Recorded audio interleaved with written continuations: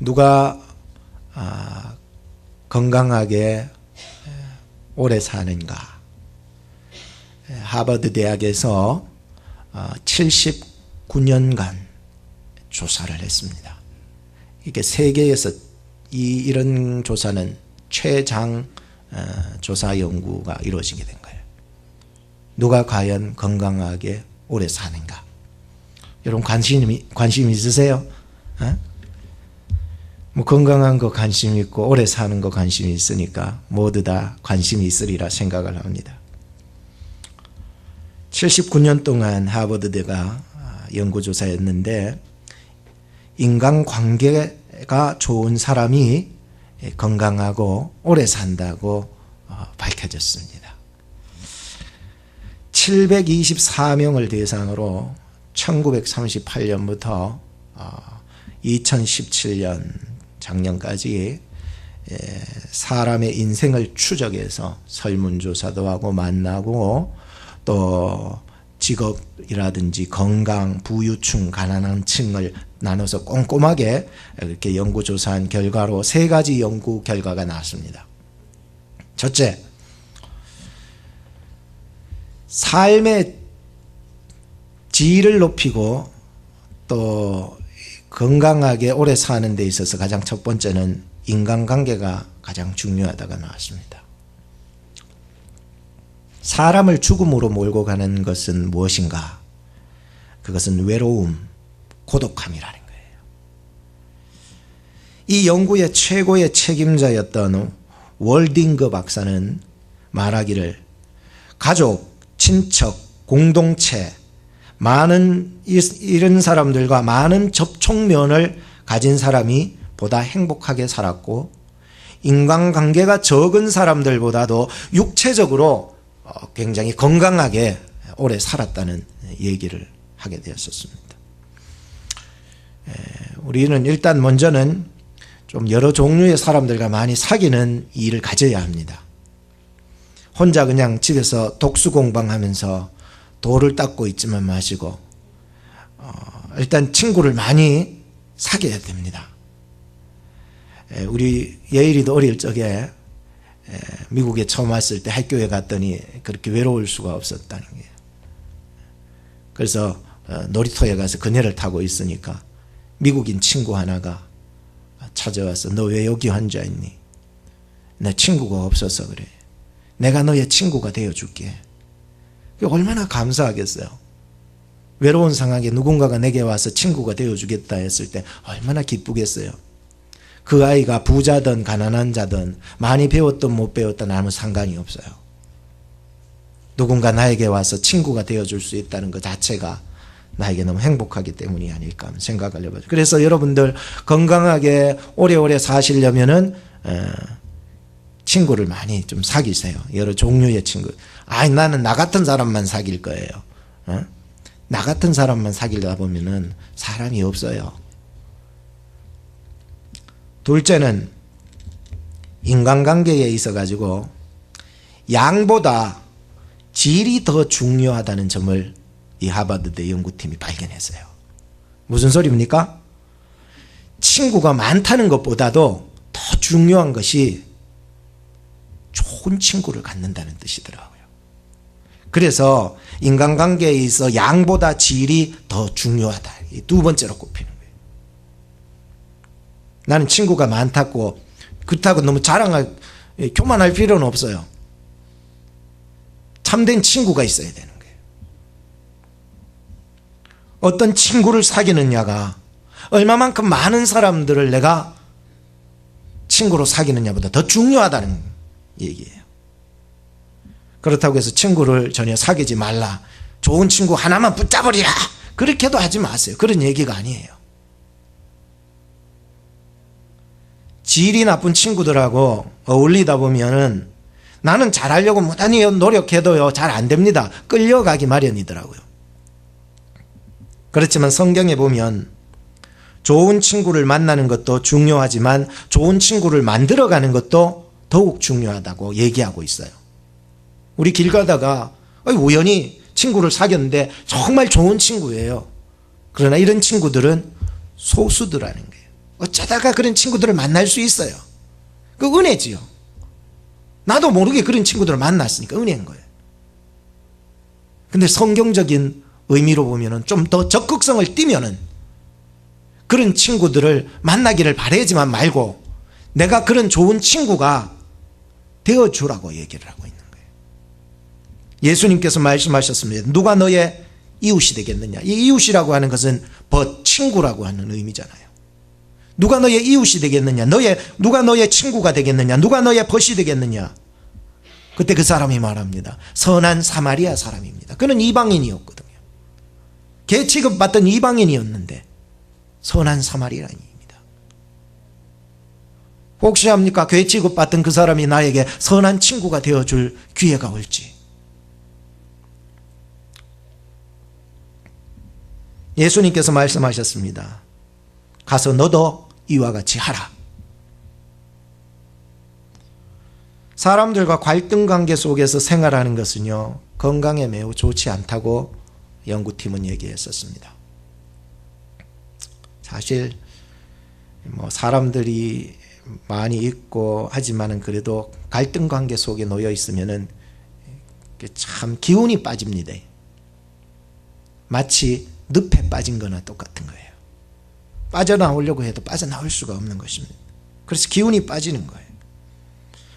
그래서 하나님께서 정말 포기하지 않기를 바라는 사람은요, 하나님께서요, 어떤 상황 속에서도 그를 건져주시고 다시 일어서게 해주시는 것을 알게 되었었습니다.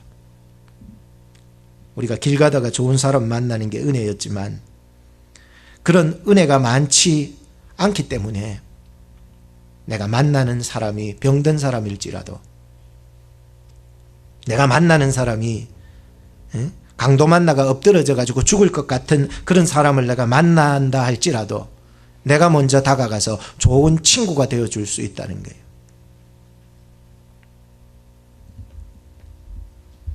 그것이야 바로 하나님의 은혜를 보답하는 길이라고 생각을 하기 때문입니다.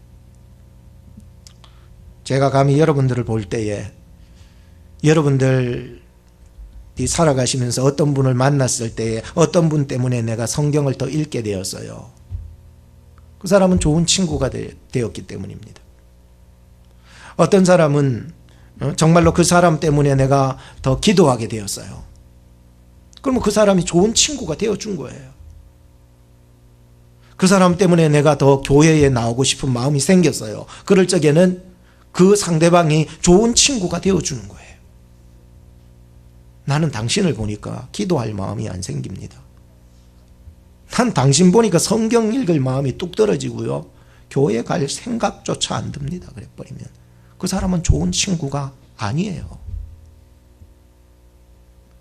여러분들의 인생에 있어서 정말 좋은 친구가 무엇입니까? 하나님 앞에 예배 나오고 하나님 앞에 기도하게 만들어 줄 수 있는, 성경 안 읽던 사람이 성경을 읽게 해줄 수 있는 그 사람이 나에게 좋은 친구가 아닐까요? 순간적인 쾌락과 순간적인 만족을 위해서 그 사람에게 친구들은요, 나중에 다 떠나가요. 저에게도요, 지난 한 주간 살아가면서 정말 좋은 친구를 만났어요. 날씨는 왜 그렇게 몇 주째 우울한 날씨만 계속 되어지는지 마음까지 꿀꿀할 때가 있더라니까요. 그럴 때 하나님께서요, 빌립보서 말씀을 통해서 저에게 기쁨을 채워주시는 거예요. 얼마나 감사한지요. 그래서 기쁨이 회복이 되는 거예요. 하나님 감사합니다. 찬양하게 되고 감사하게 되고, 오늘 나로 하여금 진정한 나의 인생을 올바른 길로 인도해 줄 수 있는 친구가 누굴까? 에? 주님밖에 없어요. 그리고 주님을 믿는 진짜 예수쟁이 말이에요. 그 사람을 통해서 내가 예수님께 더 가까이 나갈 수 있고 내가 교회에 오기를 즐거워할 수 있다는 것이 진짜 좋은 친구, 좋은 교회, 좋은 집사, 좋은 목사.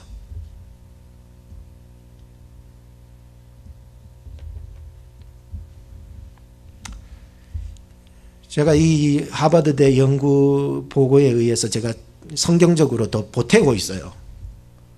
이게 인간적인 어떤 결론적으로만 내리고 싶진 않아서 그래요. 친구 많이 사귀라, 좋은 친구 사귀라, 그러면 건강하게 지고 오래 산다, 그 얘기만 하고 싶지 않았어요.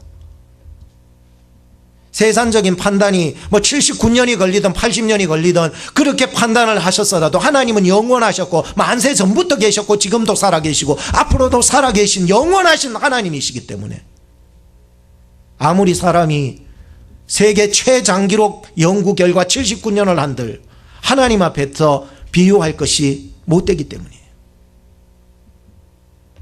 그럼에도 마지막 한 가지만 더 이 하버드대 연구 보고를 말씀드리자면, 정말 건강하게 오래오래 살기 위해서는 인간관계를 이렇게 잘 가져야 되는데, 이 좋은 인간관계는요, 기억력을 좋게 만든다는 거예요. 사람들이 살아가면서 점점 기억력이 감퇴하고, 내가 어제 뭐 했고, 지난주 무슨 설교를 들었고, 내가 아까 전에 뭐 때문에 여기 왔는지, 여기 왜 앉아 있는지, 그것마저 다 까먹부른.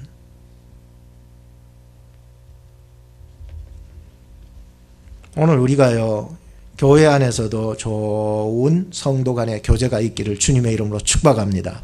그러면은 하나님께서요, 우리로 하여금 기억력을 좋게 만들어 주신다는 거예요. 기억력이 감퇴되는 거 말고 좋게 만들어 주신다고 얘기하고 있는 거예요. 우리 옆에 사람한테 이렇게 인사합시다. 당신은 나의 좋은 친구입니다. 시작. 당신은 나의 좋은 친구입니다. 그거는 상관이 없어요. 나이가 젊든 많든, 그 사람이 많이 배웠든 못 배웠든 상관이 없어요. 당신은 나에게 좋은 친구가 되어줘야 되는 거예요. 다윗에게 있어서 가장 육신적으로 가장 좋은 친구가 누굴까요? 성은 요신데 요나단이에요. 그런데 그런 절친도 떠나갈 때가 있더래요. 다윗의 부모님도 떠나갈 때가 있어요. 가장 근접해 있던 자식들도 원수가 되어서 떠나갈 때가 있어요.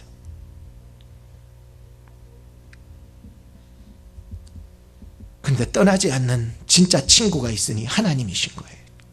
그래서 오늘 10절 말씀에 이렇게 얘기합니다. 내 부모는 나를 버렸으나 여호와는 나를 영접하시리로다.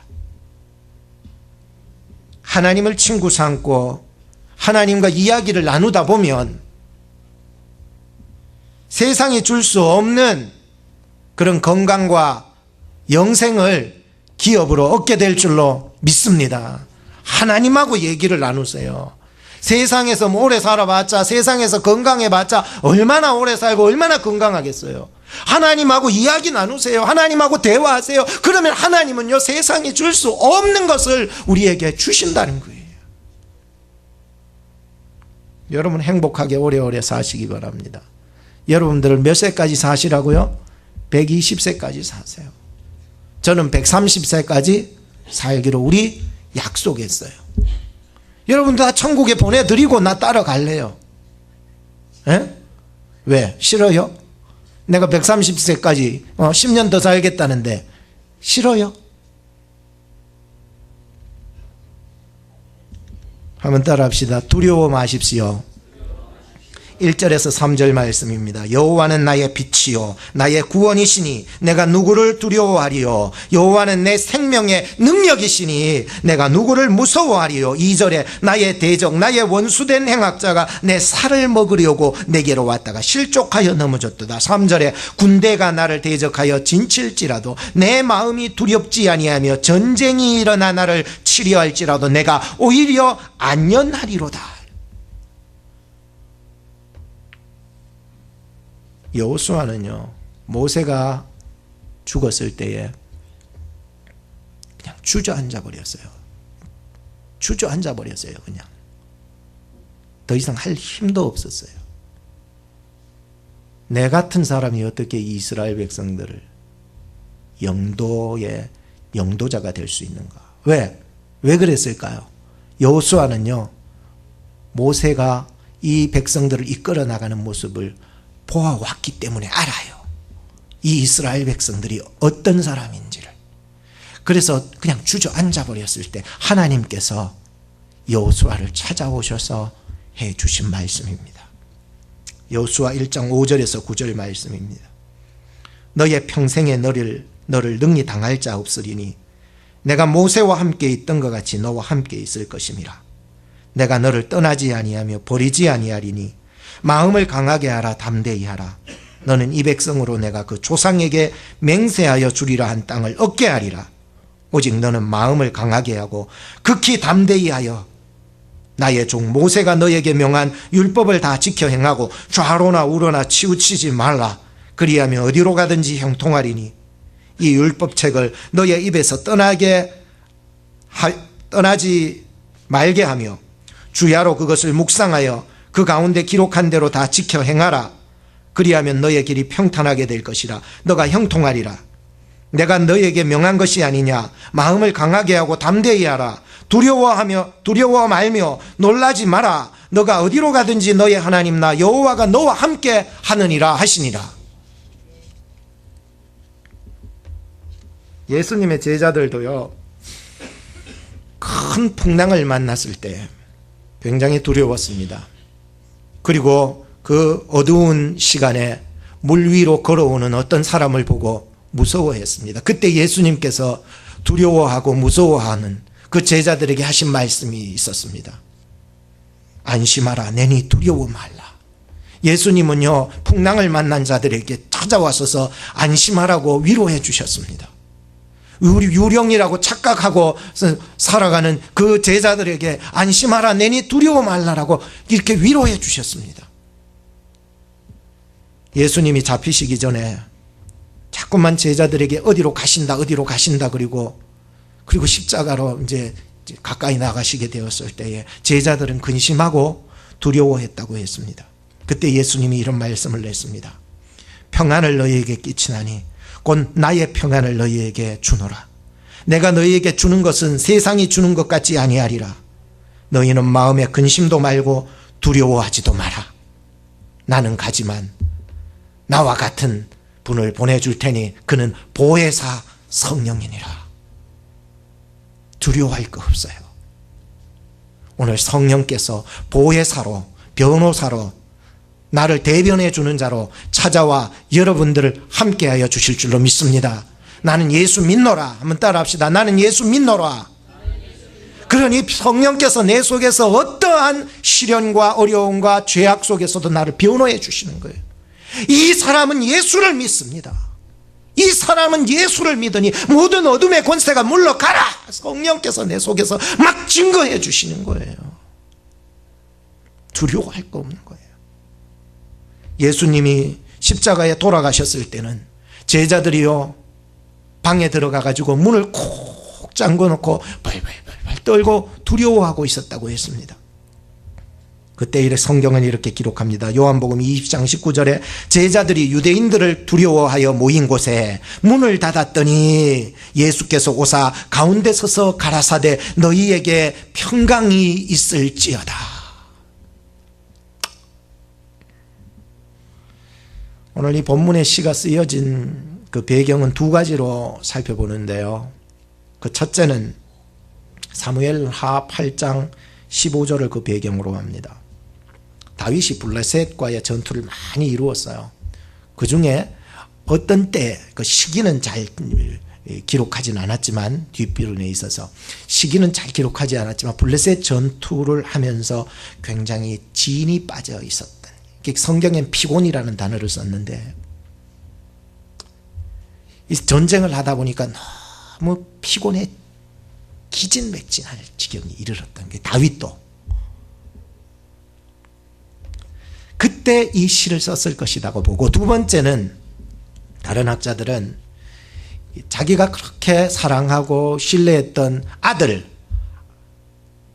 압살롬이 배신을 한 거예요. 그리고는 이 아들 압살롬과 전투를 할 때 이 시를 썼을 것이다 라고 두 가지 배경을 얘기하기를, 사실 어느 것이 맞는지 저도 잘 모르겠습니다만은 다윗이 지금 대적 원수 군대 전쟁이라는 단어를 쓰면서 그 속에서도 그는 하나님을 의지함으로 나는 두려워하지 않는다. 나는 무서워하지 않는다. 오히려 군대가 나를 막 쳐들어온다 할지라도 그 수많은 군대 앞서 나는 오히려 안전하리라, 평안하리라 라고 얘기를 하고 있었습니다. 왜? 여호와는 나의 빛이요 나의 구원이시니 내가 누구를 두려워하리요? 여호와는 내 생명의 능력이시니 내가 누구를 무서워하리요? 이런 나의 하나님에 대한 신앙 고백이 철두철미했던 것이었습니다. 여러분 속에도 하나님이 빛으로 다가오시기를 바랍니다. 구원으로 다가오시고 생명의 능력의 하나님이 고백되어질 수 있기를 바랍니다. 그러면 이 속에서 두려움이 없어지는 거예요. 둘째는 한번 따라합시다. 교회를 사랑합시다. 다윗이 교회를 얼마나 사랑한 줄 아십니까? 다른 말로 하면 교회는 성전으로 말할 수가 있습니다. 또 다른 말로 하면 다윗이 성전을 짓지 않았지만 성막, 이것을 풀어가다 보니까는 이것이 오늘 우리에게도 다윗의 길을 걸어가는 자들에게도 교회를 사랑하는 마음이 있어야 되겠다는 생각이 들었었습니다. 이스라엘 백성들이 아주 옛날 적의 원시 시대에는 하나님의 택한 자들 말이죠. 그때에는 돌단을 쌓아가지고 그리고 하나님께 예배를 드리고 했습니다. 그러니까 돌 제단의 중심의 삶을 살았어요. 그러다가 출애굽 시대에 들어오면서 이제 성막 중심의 삶을 살았어요. 그래서 모든 사람들이 텐트를 칠 때에도 그 바라보는 방향을 어디로 하셨는 줄 아세요? 성막을 중심으로 해서 동서남북으로 딱 배치해도 성막을 중심으로 자기 천막의 그 입구를 그쪽으로 딱 향해가 있었다. 그러니까 무슨 얘기냐면은 성막 중심의 삶을 살고 있었다. 그게 이스라엘 백성들의 모습이었어요. 다윗의 시대를 지나서 솔로몬 시대에는요, 성전을 완공하게 되잖아요. 완공 후에 이 솔로몬이 기도합니다. 하나님, 어떤 죄인일지라도 하나님 주의 성전에 나와 하나님 앞에 기도할 때에 그들의 죄를 사하여 주시고, 혹은 그 사람이 하나님을 믿지 않는 이방인일지라도 성전을 향하여서 자기의 소원을 빌 때 하나님이 들어주시옵소서. 그러니까 이게 성전이라고 하는 것은 오늘 이 교회의 공동체를 통하여서 하나님이 우리에게 얼마나 이 하나님의 은혜, 은총을 주시는 통로로 사용하신지 모르겠어요. 오늘 이 교회를 통하여서 하나님의 은혜의 통로의 역할을 감당해야 돼요.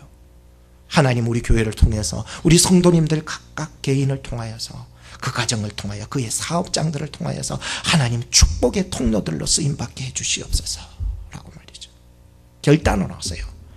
하나님이 반드시 세워주실 것입니다. 에스겔은요, 환상을 볼 때에 마지막에 보면은 마지막 환상에서 그런 환상을 봤잖아요. 성전에서 성전 문지방에서 물이 흘러나와서 자기 발목을 적시고 무릎을 적시고 허리를 적시고 온몸을 막 다 적실 만큼의 강줄기를 이루었는데 그 물이 흘러가면서 강으로 흘러가는데 물고기가 죽었는데 다 살아나고, 바다로 흘러가는데 그 모든 생물들이 다 살아나기 시작하고, 그 물을 만나는 나무마다 식물마다 다 꽃이 피고 열매가 맺는 역사가 일어나는 것을 마지막에 봤다는 거예요. 오늘 우리 교회를 통하여서 여러분들을 통해서 하나님께서 다시 회복되시기를 원하시는 하나님의 마음이었었어요. 그래서 교회는 오늘 이 시대의 영혼을 살리는 기능을 감당을 해야 합니다. 4절에서 6절 말씀을 보십시오. 내가 여호와께 청하였던 것 한 가지 일. 그러니까 다윗이 늘 변함없는 마음으로 늘 기도했던 그 한 가지 소원이 뭔 줄 아세요? 한 가지 일, 곧 그것을 구하리니 곧 나로 생전에 여호와의 집에 거하며 여호와의 아름다움을 앙망하며 그 전에서 사모하게 하실 것이라. 여호와께서 환난 날에 나를 그 초막 속에 비밀히 지키시고 그 장막 은밀한 곳에 나를 숨기시며 바위 위에 높이 두시리로다. 하나님은 반드시 세워주시는 거예요. 이제 내 머리가 나를 두른 내 원수 위에 들리리니 내가 그 장막에서 즐거운 제사를 드리겠고 노래하여 여호와를 찬송하리로다. 일편단심 한 가지의 소원의 기도 제목이 있다면, 내가 내 평생 사는 동안에, 내 생전에, 내가 사는 동안에 하나님을 예배하는 그 삶을 생각하며 기뻐하며 즐거워하는 그의 기도 제목을 보았어요. 오늘 여러분들이 주일날 주의 전도에 나와 예배하는 것이 여러분들에게 기쁨이 되기를 바랍니다. 주의 성전으로 찾아나와 기도하세요. 하나님 앞에 나와서 성전을 향하여서 약속했던 그 축복과 그 은총이 성전을 통하여서 이 통로를 이루시겠다는 거예요. 하나님이 통로를, 이 교회를 위하여서 이 땅에서 매면 하늘에서도 매일 거요, 땅에서 풀면 통로로 사용하시겠다는 게 이 교회를 들어서. 주는 그리스도시요 살아계신 하나님의 아들임을 고백하는 자. 오늘 우리 교회가 그런 교회가 될 때 하나님은 반드시 축복의 통로로 만들어 주시는 거예요. 어릴 적에는 뭐 교회 가서 놀고 그랬잖아요. 교회 종도 한번 쳐보고, 낮인데도 종 치면 목사님 나와 치지 마라 그래요. 그래서 교회에서 놀다 보면은 또 예배 시간 되면 예배도 드리고요, 친구들하고 놀고요, 그렇게 잘 사는 거예요. 어릴 적에는 그렇게 교회가 좋았어요. 그저 순수한 마음에 교회를 갔어요. 순수하게 그냥 마냥 즐겁기만 했어요. 교회 나가는 게 즐거웠어요. 그냥 어린아이의 그런 마음처럼 교회를 나가는 거예요. 교회 오면 좋은 거예요. 그냥 교회에서 먹고 마시고 친구들하고 놀고 친구들하고 얘기하고, 교회에서 좋아요. 교회가 좋아요. 그냥 교회에서 가 있는 게 좋은 거예요. 그런 내 인생이었는데, 어느 날 이제 중년이 되고 나의 삶을 돌아보니까 하나님께서 나를 목사를 만들어줘가지고, 그래 네가 그렇게 교회 놀기를 좋아하니까 아예 목사회가 교회에 있으라고 교회 사람 되라고, 하나님 사람 되라고 그냥 목사 밀어넣은 거예요. 여러분도 교회를 사랑하는 여러분 되기를 바랍니다. 그러다가 목사님, 나도 목사님처럼 되면 어떡해요? 나는 띄엄띄엄 나갈 거예요. 그런 얘기는 아니잖아요. 여러분들이 나온 이 자리가 축복의 자리가 되기를 주님의 이름으로 축복합니다. 그래서 여러분들이 이 축복의 자리가 나왔으니까 여러분들이 교회에서 기도할 때, 여기서 정말로 여기에서 하나님을 부르짖을 때에 하나님께서 여러분들의 죄의 문제, 사업의 문제, 자녀의 문제까지 응답해 주시기를 예수 그리스도의 이름으로 축복합니다. 이게 성전을 통해서 옛날부터 약속하신 하나님의 축복의 통로대로라고, 그런 기능을 가지라고 했기 때문에 그래요. 딴 데 가가지고 울고불고 하지 말고 여기 와서 하나님께 부르짖으세요. 마지막 셋째는 가난한 심령으로 기도하세요. 무슨 심령으로 기도하라고?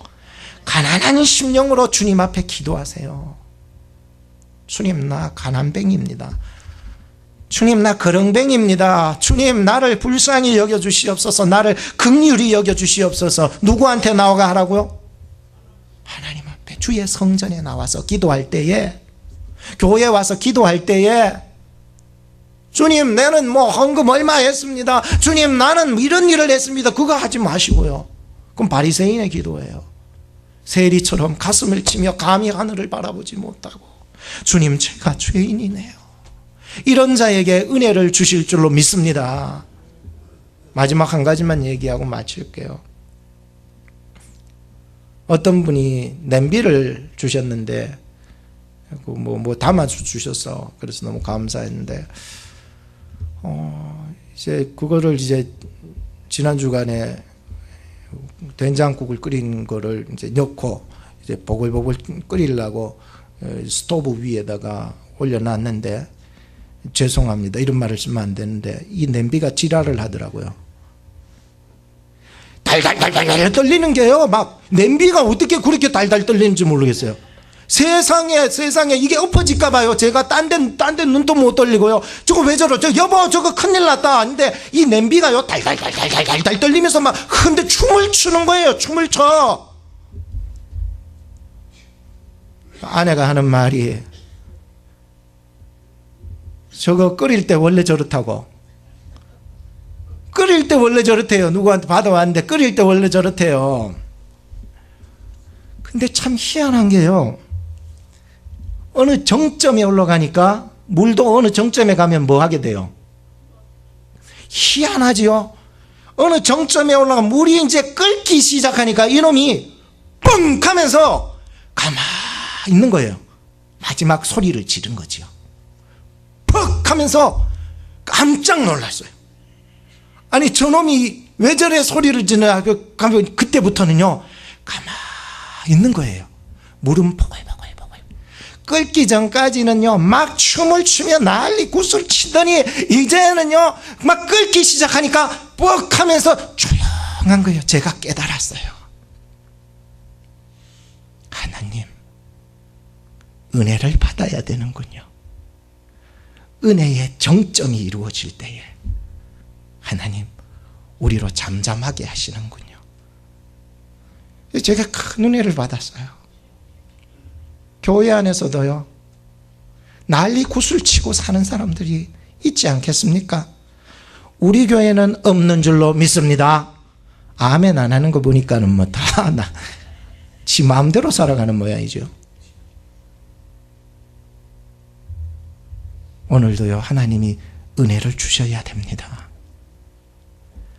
오늘 이 예배를 통해서 찬양할 때 은혜 받고요, 또 김명환 집사님 기도할 때 얼마나 은혜스러워요. 기도 은혜 받고요, 그리고 조용히 내가 하나님 앞에 기도하고 헌금 드릴 때 은혜 받고요, 더없이 말씀 들을 때에 하나님 은혜를 주시옵소서. 안 그러면 이게 절제가 안 되니까 하나님 은혜의 정점을 치는 시간이 되게 해주시옵소서. 오늘도 여러분들이 하나님의 은혜를 받기를 간절히 구하시기를 주님의 이름으로 축복합니다. 하나님이 교회를 통하여서 반드시 축복하여 주십니다. 하나님이 성령 안에서 우리로 하여금 두려워 말게 하라는 말씀을 주셨습니다. 기도하겠습니다. 하나님 감사합니다. 세상에 살아갈 때 두렵고 무섭고 혼란스럽고 도망가고 싶어질 때가 얼마나 많습니까?